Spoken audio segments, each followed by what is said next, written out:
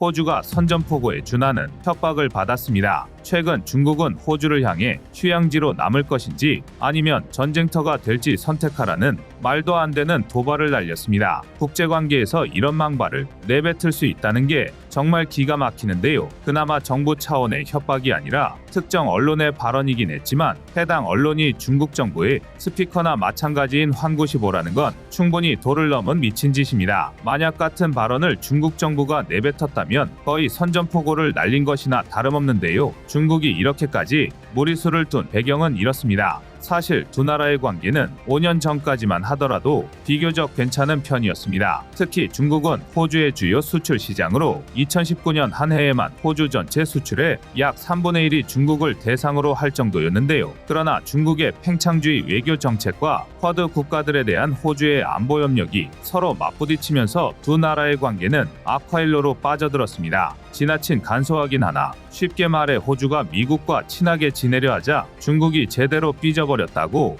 요약할 수 있는데요. 그 내면에는 호주의 코로나19 기원에 대한 국제적 요구 참여, 화웨이와 틱톡 사용 금지 조치, 그리고 앞서 말씀드렸듯 1대1로로 대표되는 중국의 팽창주의 등 여러 이유가 숨어있긴 합니다. 하지만 대부분의 이유가 중국의 확장 야욕에서 비롯되었음을 생각하면 소국이라 하기엔 땅이 너무 크고 대국이라 부르기엔 속이 너무 좁아서 중국이라고 한다는 말이 정확히 들어맞는 여러 사례 중 하나입니다. 게다가 무역 분쟁에도 불구하고 호주의 수출 물동량은 꾸준히 증가하고 있었는데요. 지난 2021년에는 중국 이외의 시장으로 수출 시장 다각화에 성공하면서 물동량이 전년 대비 11% 이상 증가하기도 했습니다. 심지어 만성적인 에너지 부족에 시달리던 중국은 지난 2023년 초 결국 호주에 대한 관세 제재를 철회하며 석탄 수입을 재개하기까지 했습니다. 사실상 중국이 먼저 백기를 들었다고 할 수 있는데요. 그러나 중국은 겉으로 드러난 송곳니만 숨겼을 뿐이지 여전히 뒤에선 남모르게 독리를 준비하고 있었습니다. 실제로 이후 중국이 하이브리드 전쟁의 일환으로 친중 성향 정치인을 호주 정부에 심으려 했다는 게 탄로나기도 했고, 호주와 지척인 솔로몬 제도에 중국군을 파견 배치하기 위해 포괄적 전략 동반자 관계를 수립하는 등 전략적 압박을 멈추지 않았는데요. 이번 중국의 호주 전쟁터 발언은 약이 바싹 오른 중국이 마침내 독리를 드러냈다고 볼 수 있습니다. 그리고 그 방아쇠가 된 게 호주와 일본의 군사적 협력입니다. 앞서 말씀드렸듯이 호주와 중국의 무역 분쟁에서 먼저 백기를 든 건 중국입니다. 덕분에 호주는 시장 다각화에 성공한 건 물론 2022-23 회계연도에만 무려 404조 원이 넘는 자원 수출을 기록하며 사상 최대의 수익을 올리기까지 했는데요. 그러나 중국의 실체를 제대로 목격한 호주는 관계 회복과 별개로 군사적 대비를 멈추지 않았습니다. 우선 미국과는 쿼드 동맹을 이어가며 영국과 함께 오커스를 결성했고, K9 자주포 수입과 레드백 도입을 결정하는 등 대한민국의 무기체계로 전쟁에 대비한 본토 군사력을 빠르게 늘려갔는데요. 호주는 인도양과 태평양을 연결하는 전략적 요충지에 위치해 있습니다. 지정학적으로 보면 인도 태평양 지역에 진출입을 위해서라면 반드시 거쳐야 하는 수문장 같은 역할인데요. 이 덕에 호주는 강력한 군사력만 뒷받침된다면 일대의 해상 무역로에 막대한 영향력을 발휘할 수 있습니다. 제멋대로 제2도련선을 긋고 인도 태평양 지역에 진출하려는 중국으로서는 반드시 아군으로 삼든가 그게 아니라면 어떻게든 힘을 약하게 만들어야 하는 나라인데요. 하지만 호주는 서방 진영을 선택했고, 이에 따라 장차 중국이 반드시 꺾어야 할 적성국이 되었습니다. 나토의 동진을 두려워한 러시아가 우크라이나를 침략한 것과 비슷한 꼴입니다. 상황이 이렇다 보니 호주 역시 중국의 무력 도발에 대비해 군사력을 확충할 수밖에 없었는데요. 심지어는 미국과 대한민국에 이어 일본까지 끌어들이고 있습니다. 우선 가장 첫 번째로 시작한 건 양국 군대의 동반 훈련인데요. 호주와 일본은 지난 2022년 안보협력 공동선언을 체결했습니다. 이에 따라 중국의 위협에 공동으로 대응한다는 건데요. 이를 위해 양국의 합동훈련 횟수를 늘리겠다는 겁니다. 하지만 이걸로 중국이 발작 버튼이 눌렸다고 보기엔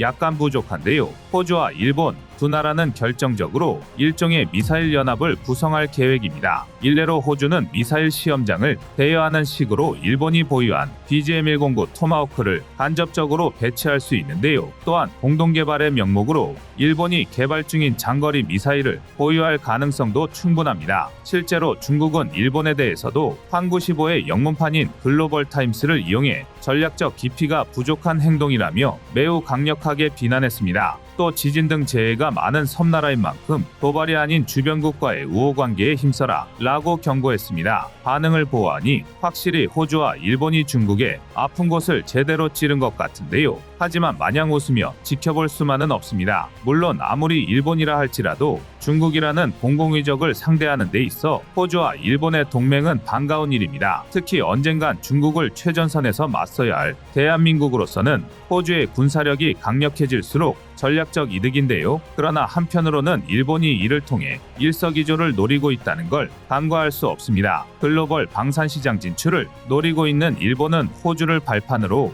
국제 방산시장의 이목을 집중시키려 할 것입니다. 특히 미사일의 경우 호주를 포함한 잠재적 구매자들에게 일종의 홍보를 할 생각인데요. 대한민국 입장에서는 호주라는 거대한 시장을 손가락만 빨면서 놓치는 꼴입니다. 심지어 대한민국은 이미 K9 자주포 레드백으로 호주 시장 진출 토대를 쌓아놓은 데다 우리 무기체계를 현지에서 생산할 수 있는 인프라까지 건설하고 있는데요. 이를 그냥 놓치기에는 너무나 아까운 상황입니다. 특히 대한민국의 K239 천무는 미국 하이마스를 능가하는 성능과 화력으로 유럽의 마음마저 훔치고 있는데요. 부디 대한민국이 호주의 미사일 시장까지 진출할 수 있기를 바랍니다. 여러분의 구독과 좋아요가 꺼리튜브 운영에 많은 힘이 됩니다. 매년 인기 있는 건강기능식품으로 꼽히는 것이 홍삼 제품입니다. 이런 홍삼 제품은 3년 연속 1위를 차지할 정도로 전 국민들의 건강식품으로 자리 잡고 있습니다. 하지만 문제가 하나 있죠. 시중에 많고 많은 홍삼 제품 중에 믿고 구매할 수 있는 제품이 몇 개가 있는지, 또 진세노사이드의 함량은 정확하게 표기되었는지, 이런 이유가 우리 시청자님들의 구매 포인트일 텐데요. 그도 그럴 게 시중에는 우리가 모르는 홍삼 제품이 넘쳐나고 있기 때문입니다. 명절을 앞두고 한국 소비자원이 짜먹는 홍삼 제품의 유효기능성 성분을 분석했더니 가격과 함량이 반드시 비례하지는 않았다는 충격적인 보고가 있었습니다. 그래서 꺼리튜브가 시청자님들의 건강과 지갑을 지켜줄 특별한 홍삼 제품을 찾아왔습니다. 이 제품은 상하제약에서 만든 6년근 프리미엄 홍삼정 올데이 케어인데요. 많은 유튜브 채널에서 이름도 없는 제품을 홍보하기는 하지만 꺼리튜브에서는 믿을 수 있는 업체를 선정해 가장 좋은 가격으로 공동구매를 진행하여 시청자님들이 믿고 구매하실 수 있는 제품을 알려드리고 가격적인 혜택도 함께 드리려고 노력하고 있습니다. 상하제약의 홍삼정 올데이 케어는 믿을 수 있는 제품의 효능과 착한 가격을 두루 갖춘 홍삼 제품이라 할 수 있는데요. 이 제품은 6년 동안 정성스럽게 키운 인삼을 껍질째로 증기에 찐 후 건조시킴으로써 진세노사이드 함량이 높아져 홍삼의 효능은 더욱 강화됩니다. 시중에 많은 홍삼 제품들이 있지만 이름 있는 회사의 제품은 너무 비싸고 또 그렇다고 가격은 저렴하지만 신뢰가지 않는 회사의 제품을 구매하기는 망설여지는 게 사실인데요. 하지만 상하제약의 6년근 프리미엄 홍삼정 올데이 케어는 이 모든 것을 충족하는 제품입니다. 홍삼 제품에 꼭 필요한 진세노사이드가 다량 함유되어 있을 뿐만 아니라 해당 제품은 상하제약 웹사이트를 통해 그 유효 성분을 더 자세히 확인할 수 있습니다. 또 바쁜 현대인의 일상에서 먹기 편하게 제작되었는데요. 6년근 프리미엄 홍삼정 올데이 케어는 스틱형으로 제작되어서 휴대하기 간편하여 하루 한 포씩 먹을 수 있습니다. 뿐만 아니라 시청자님들의 혜택을 늘리기 위해 추가적인 혜택도 진행하고 있습니다. 바로 추가 가격 할인이죠. 이 제품은 인스타그램이나 여러 SNS를 통해서도 절찬리에 판매되고 있는 제품입니다. 하지만 꺼리튜브에서는 모든 SNS를 통틀어 가장 저렴한 가격에 판매하고 있습니다. 꺼리튜브 채널을 통해 공동구매로 진행하면 반값도 안 되는 가격으로 한 박스에 49,900원에 할인된 금액으로 구입하실 수 있습니다. 여기서 끝이 아닙니다. 꺼리튜브는 더 큰 혜택을 시청자들과 함께하기 위해 추가 할인도 진행하고 있는데요. 3박스 구매 시 135,000원이고 5박스 구매 시 무려 199,900원으로 저렴하게 구매하실 수 있도록 행사를 진행하고 있습니다. 이는 타 온라인 마켓이나 SNS를 포함해 가장 저렴하게 할인된 가격이며 유튜브 내에서도 가장 큰 할인폭으로 진행되는 제품입니다. 최저가 보상제 100% 무료 환불 환불까지 가능하다고 하니 영상을 다 보신 후에 꼭 필요한 분들만 구매하셔서 내 가족들의 건강을 챙기시기 바랍니다. 끝까지 시청해 주셔서 감사드리겠습니다. 아래 댓글과 설명란에 포함된 링크로 들어가시면 해당 제품을 쉽게 구매하실 수 있습니다. 꺼리튜브를 사랑하고 시청해 주시는 모든 시청자님들께서 올 한 해에도 건강하셨으면 좋겠습니다. 새해 복 많이 받으십시오.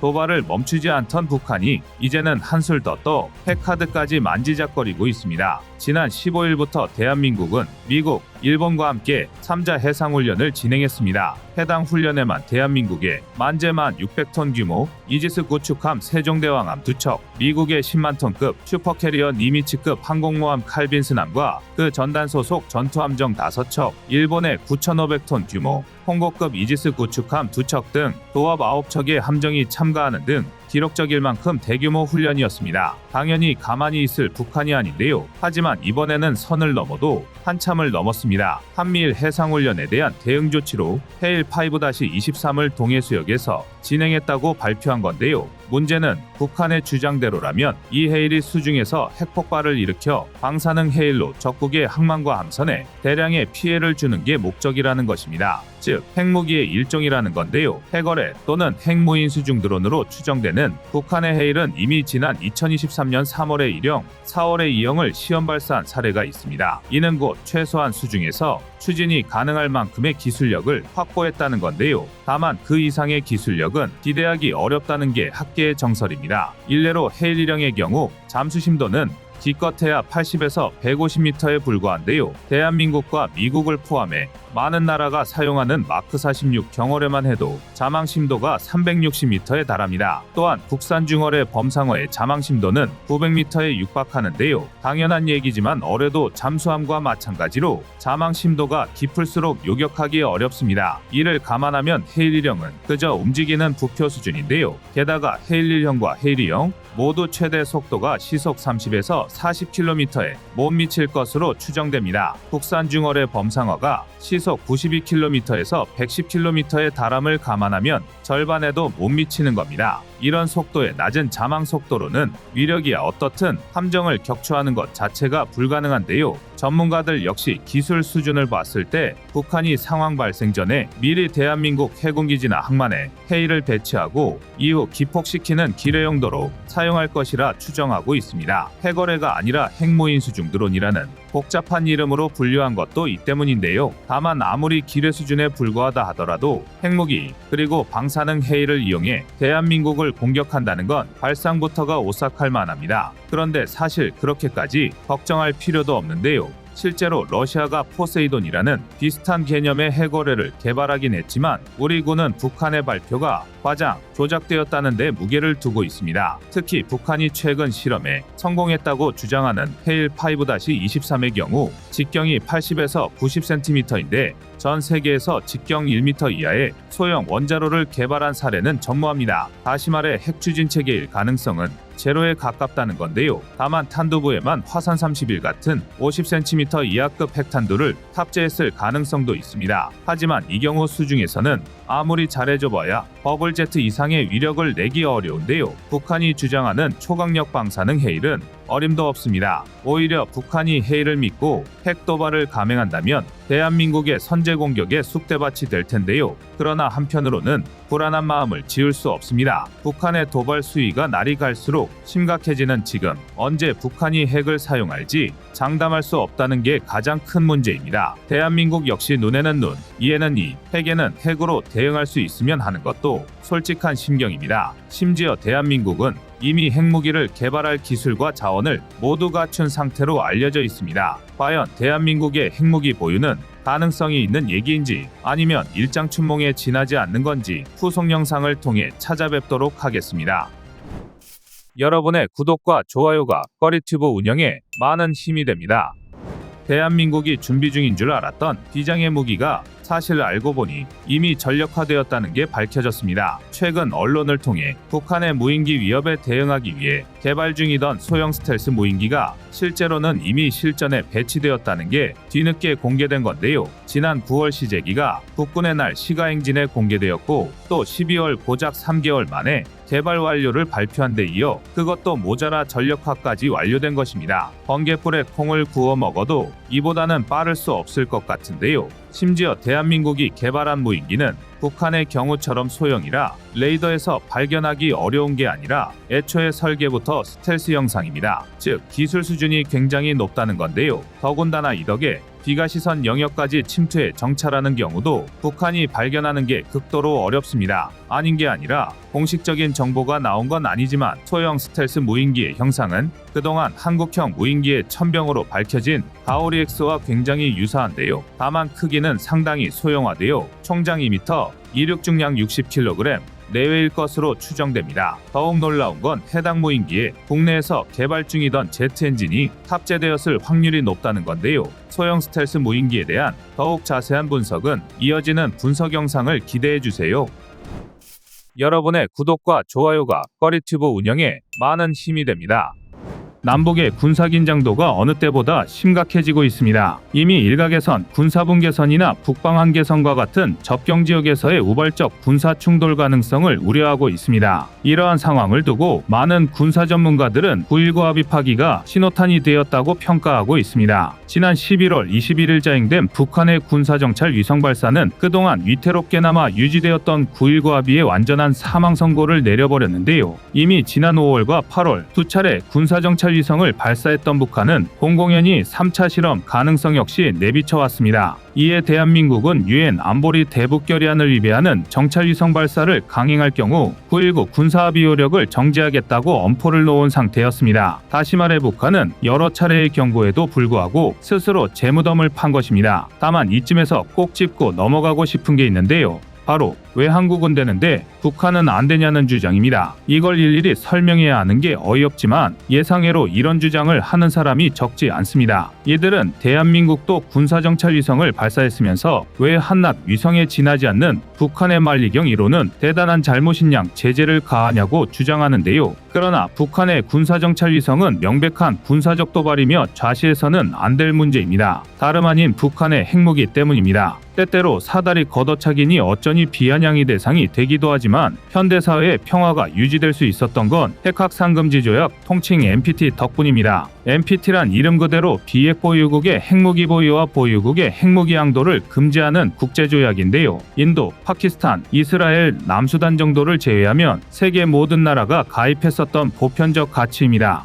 여러 가지 조항은 복잡하지만 최대한 간단히 말해 인류를 공멸시킬 수 있는 핵무기만은 더 이상 만들지 말자는 약속입니다. 그런데 북한은 2003년 NPT 탈퇴 이후 독자 핵무기 개발을 시작했는데요. 한반도는 물론 전 세계의 핵위기를 불러일으킨 장본인이 된 것입니다. 이런 상황에서 북한의 군사정찰위성 말리경 1호 그리고 이를 우주에 쏘아올린 천리마 1형은 핵탄도미사일 개발과 사용에 직결되는 장비들입니다. 정리하자면 국제질서를 지키기 위한 가장 기본적인 규범을 위반하고 핵무기를 보유하게 된 북한이 이를 지구의 어떤 곳이든 투발할 수 있는 기술과 이를 위한 정찰 기술을 확보한 것입니다. 이게 도발이 아니면 도대체 뭐가 도발일까 싶은데요. 그런데 이를 국내 모원론조차 대한민국과 미국의 정찰 자산에 대응했을 뿐이라거나 민수용 인공위성 정도로 진실을 호도하고 있습니다. 참으로 개탄스러운 상황인데요. 실제로 북한에서는 군사정찰위성 발사와 군사합의 효력 정지가 순차적으로 이루어졌고 관련 내용이 발표된 지 단 하루 만에 합의에 따라 중지했던 모든 군사적 조치를 즉시 회복한다며 아예 9.19 합의 폐기를 일방적으로 선언했습니다. 2018년 체결된 9.19 합의는 남북의 군사적 충돌을 방지하기 위한 조치로 지상과 해상, 공중에서 벌어지는 일체의 적대 행위를 중지한다는 게 주요 골자입니다. 그러니 논리적으로 북한의 정찰위성 발사가 9.19 합의를 위배한다고 말하기는 어렵습니다. 이 때문에 이번 사안을 두고 멀쩡한 군사합의만 날렸다 혹은 북한의 도발 명분만 만들어줬다는 비난도 적지 않습니다. 9.19 합의는 군사분계선을 기준으로 일정 거리 내에서의 비행을 금지하고 있기 때문입니다. 하지만 군사합의가 나름의 효과를 발휘했다는 평가를 무시해서는 안 됩니다. 위반 사례가 없던 것은 아니지만 군사분계선 내에서 벌어지는 우발적인 군사 충돌은 막아왔던 것도 사실입니다. 그러나 그 이면에는 지난 5년간 북한이 군사합의를 위반한 건수만 수천 건에 달하며 그중 17건은 국방백서에 기록될 정도로 심각한 사안으로 평가됩니다. 즉 북한은 9.19 합의를 위반하지 않으면서도 아슬아슬한 줄타기식 도발을 멈추지 않았던 것입니다.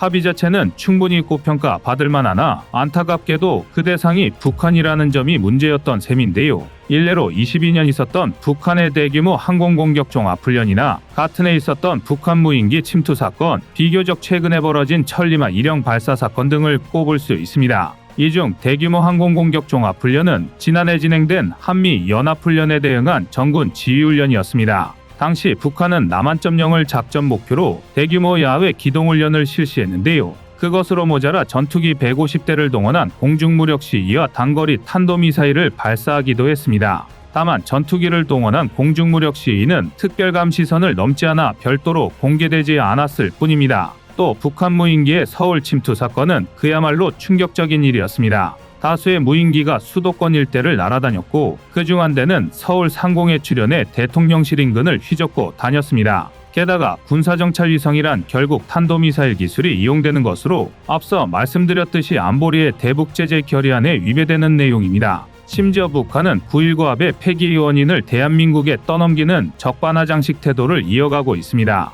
이러한 추론을 방증하듯 북한은 최근에 정세학화 책임을 대한민국에 돌리며 비난 세례를 쏟아붓고 있습니다. 그들의 말을 빌리자면 대한민국 것들은 신의를 지키지 않고 대외적으로 공언한 약속도 서슴없이 내던지기 때문에 상종하지 말아야 한다는 것인데요. 또한 북한은 군사분 개선, 지역의 정세는 대한민국의 실책으로 통제불능에 놓이게 되었다며 군사도발을 시사하기도 했습니다. 방귀 낀 놈이 성낸다는 게 딱 지금 북한 꼴인데요. 그나마 다행인 건 북한의 주장과 달리 합의 철회를 먼저 주장한 쪽은 북한이라는 점입니다. 러시아와의 커넥션 이후 성공한 만리경 1호에 자신감이 붙은 북한이 9.19 합의를 먼저 파기하고 나섰습니다. 그리고 전문가들은 하나같이 간이 배 밖에 나온 북한이 자신들에게 유리한 환경을 걷어차고 무리수를 두고 있다는 분석을 내놓고 있습니다. 9.19 군사합의는 군사분 개선을 중심으로 비행제한 구역을 두고 있어 해당 구역 내에서는 상공정찰 및 전투기 작전이 불가했습니다. 즉 북한에 비해 공군력이 우세한 대한민국에 더 불리한 내용이었던 셈입니다. 오죽하면 9.19 군사합의 초기에는 이 때문에 대한민국에만 족쇄로 작용한다는 비난이 나오기도 했는데요. 하지만 다소 양보하는 대신 평화를 얻자는 취지가 있던 9.19 군사합의마저 휴지 조각이 되고 말았다면 이젠 대한민국이 본때를 보여줘야 할 시간입니다. 최근 우리 군은 새로운 형식의 무인기를 공개했습니다. 바로 암살 드론입니다. 우리 군에서 깜짝 공개한 한국형 암살 드론은 채공 시간만 약 18시간으로 중계기를 통할 시 평양 상공까지 한 번에 침투할 수 있습니다. 게다가 흔히 닌자 폭탄이라고 불리는 AGM-114R9X 헬파이어를 탑재한 것으로 추정됩니다. 미국이 MQ-9 리퍼를 이용해 알카에다 수뇌부를 암살했을 때 사용한 바로 그 미사일인데요. 그리고 무엇보다 중요한 건 한국형 암살 드론이 이미 개발이 완료되었고 내년 양산에 돌입할 수 있다는 것입니다. 그렇다면 늦어도 2024년이면 전력화에 돌입할 수 있을 텐데요. 게다가 미국처럼 군이 아닌 정보당국이 직접 운용하는 만큼 즉각적인 대응이 가능할 것으로 파악됩니다. 군이 개발한 무인기는 전반적인 설계로 볼 때 미국의 암살 드론과 유사한 개념입니다. 지난 2022년 미국이 알카에다의 지도자인 아이만 알자와이리를 처리할 때 사용된 MQ-9 리퍼는 놀라운 정확성으로 전 세계를 놀라게 했습니다. 아이만 알자와이리가 자기 집 발코니에서 암살되었을 때 당시 집에는 그의 가족이 함께 있었습니다. 그러나 미국의 암살 드론은 다른 이들의 추가적 피해 없이 극렬 테러 단체의 수장인 아이만 알자와이리만 공격할 수 있었습니다. 덕분에 미국이 사용했던 드론은 이른바 족집게 암살 드론으로 불렸고 여기에서 발사된 공대지 미사일 닌자 미사일 역시 유명세를 탔습니다. 드론 활용처는 여기서 끝이 아닙니다. 드론은 군사정찰 위성의 한계를 보완할 수단으로도 주목받고 있습니다. 오히려 특정 지역을 정밀 관측하는 데는 고고도 위성보다 드론이 적합하다는 평가도 적지 않은데요. 대한민국 역시 4.25 위성, 초소형 군지위성을 보완할 용도로 드론과의 연계 정찰을 준비 중입니다. 위성에 비해 저렴하고 고해상도 영상을 확보할 수 있다는 게 장점입니다.